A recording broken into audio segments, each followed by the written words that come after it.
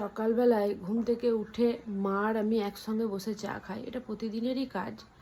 বাবার স্কুল চলে যায়, তারপরে দুজনাতে খায়, আর যেদিন স্কুল থাকে না, মানে আজকে তো স্কুল থাকে না, তখন এমনি গল্প করতে করতে খায়। তো হঠাৎ গল্প করতে করতে মা আমাকে প্রথমে বলে না, কারণ আমি কিছুক্ষণ আগে ঘুম থেকে উঠলাম। তারপর আমি জিজ্ঞেস করছি, মা কি হয়েছে?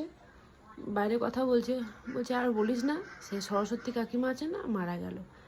সরস্বতী কাকিমা মানে আমার ভিডিওতে প্রথম ওই মাছ বলে সে একটা কণ্ঠস্বর ছিল, দেখবে আমি এখানে দিয়ে দিচ্ছি ভিডিওটা। তো সেই কাকিমা মানে ওর ভিডিওটা আমার যখন আমি ভিডিওটা বানিয়েছিলাম তখন প্রায় 27 লক্ষ মানুষ দেখেছিল ভিডিওটা।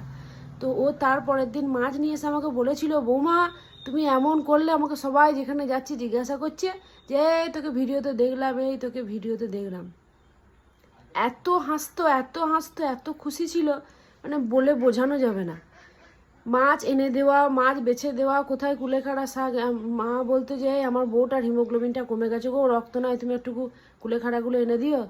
তাই যেখানে যা পেতো কুলেখাড়া শাক বলো, শুশনি শাক বলো, এনে এনে দিত। ঘুম থেকে উঠে আজকে এই খবরটা শুনে এতটা কষ্ট পেলাম, মানে কি বলবো, খুব মানে হয় না কিছু কিছু মানুষ সেই নিজের না হয়েও নিজের আত্মার মতো হয়ে যায় আর কি, সেই রকমই সম্পর্ক হয়ে গেছিলো আমাদের মধ্যে। তা হঠাৎ ঘুম থেকে উঠলাম, উঠে ওই খবরটা শুনলাম, নিয়ে যেন মনটা কীরকম যেন একটা হয়ে গেল, যে সামনে পুজো আর এরকম একটা খবর, মানে সত্যিই খুব খারাপ লাগছিল। তাই ভাবলাম আমি ভিডিওটা এই চলাকালীনই দিয়ে দিচ্ছি কাকিমাকে, যে মাছ করে হাঁকাটা সকালবেলাতেই ভাবছি যে আজকে মা এলে মাছ নেওয়া হবে।